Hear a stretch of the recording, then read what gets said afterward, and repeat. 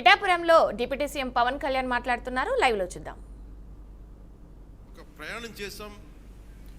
అలా చేయబట్టే ఈ రోజున సివిల్ సప్లైస్ ద్వారా 7 లక్షల మంది రైతుల నుంచి 40 లక్షల మెట్రిక్ టన్నుల ధాన్యం సేకరించిన ధాన్యానికి సరిగ్గా 24 గంటల లోపే 9,300 కోట్ల రూపాయలని చెల్లించడం జరిగింది. ఇది ఎక్కడైనా సరే మీరు గత ప్రభుత్వంలో ఎంతసేపు దేహి ముది ప్రోయాక్టివ్ గవర్నమెంట్, నారా చంద్రబాబు నాయకత్వంలో ప్రోయాక్టివ్ గవర్నమెంట్ అంటే ఇంతమంది సమిష్టిగా కలిసి కృషి చేస్తేనే ఈ రోజున ఇంత అద్భుతంగా జరుగుతుంది. మీరు గత ప్రభుత్వాన్ని గురించి వాళ్ళు ఏం చేసినా సరే వాళ్ళు తెలిసింది ఒకటే, బూతులు తిట్టడం, ఇందాక నారాయణ గారు చెప్పినట్టు కేసులు పెట్టడం, ప్రజలకి మనశ్శాంతి లేకుండా చేయడం. మళ్ళీ అదే పాత పద్ధతి మొదలుపెట్టారు. మళ్ళీ పిఠాపురంలో గతం ఎన్నడూ లేని విధంగా మళ్ళీ మీరు స్టార్ట్ చేశారు. ఈ సందర్భంలో ఉన్నత పోలీస్ అధికారుల గారికి, జిల్లా మ్యాజిస్ట్రేట్ గారికి కూడా చెప్తున్నాను, లా అండ్ ఆర్డర్ని కనుక ఎవరైనా సరే పిచ్చిగా కనుక మీరు అభద్రతా భావానికి కానీ ప్రజల్ని చేస్తే అస్సలు ఉపేక్షించొద్దని చెప్తున్నాను. నా మాటలు చాలా మెత్తగా ఉన్నాయి కానీ చేతలు చాలా చాలా గట్టిగా ఉండి గుర్తుపెట్టుకోండి.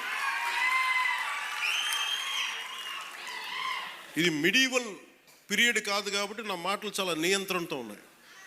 చేతలు చాలా చాలా గట్టిగా ఉండి గుర్తుపెట్టుకోండి. అందుకని మీరు రాజకీయ పరంగా ఏదైనా చేద్దామంటే సంతోషం, అది మీరు ఒక విమర్శ చేయండి, ఇక్కడ అభివృద్ధి బాగలేదు, ఇంకోటి బాగలేదు. కానీ మీరు కులాల మధ్య మతాల మధ్య గొడవ పెట్టేద్దాం అనుకుంటే వాటిని మెటుకు నేను వ్యక్తిగతంగా చాలా పర్సనల్గా తీసుకుంటాను. ఎందుకంటే I believe firmly in the foundations of our constitution. నేను రూల్నే మాట్లాడతా, రూల్నే అప్లై చేస్తా. అది దయచేసి ఉన్నతాధికారులందరూ, అది మీరు కలెక్టర్ గారు కావచ్చు, ఎస్పీ గారు కావచ్చు, మీరు ప్లీజ్ అది మీరు చాలా ఫర్మ్గా అప్లై చేయండి. అది నేను స్వయాన ముఖ్యమంత్రి గారే మేము తప్పు చేసినా మాకు కూడా అప్లై చేయండి అని మేము శాసనసభలో చెప్పి we are bounded by that word. అందుకని ఎవ్వరు కూడా వ్యవస్థకు అతీతులు కాదు, నాతో సహా.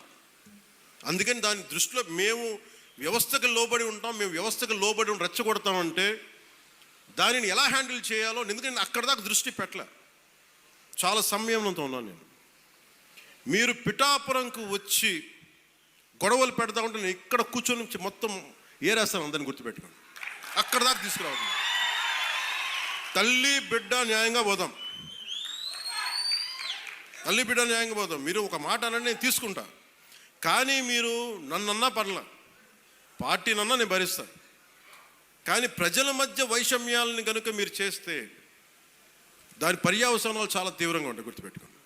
ఎందుకంటే నాకు ఓటమి భయం లేదు, ఇది చాలా చాలా అర్థం చేసుకోవాలి అందరూ. నాకు ముందుకెళ్ళే ఆలోచనే తప్ప ఓటమి భయం లేదు. ఎందుకంటే నేను నిలబడతాను, నాకు తప్పు అని నేను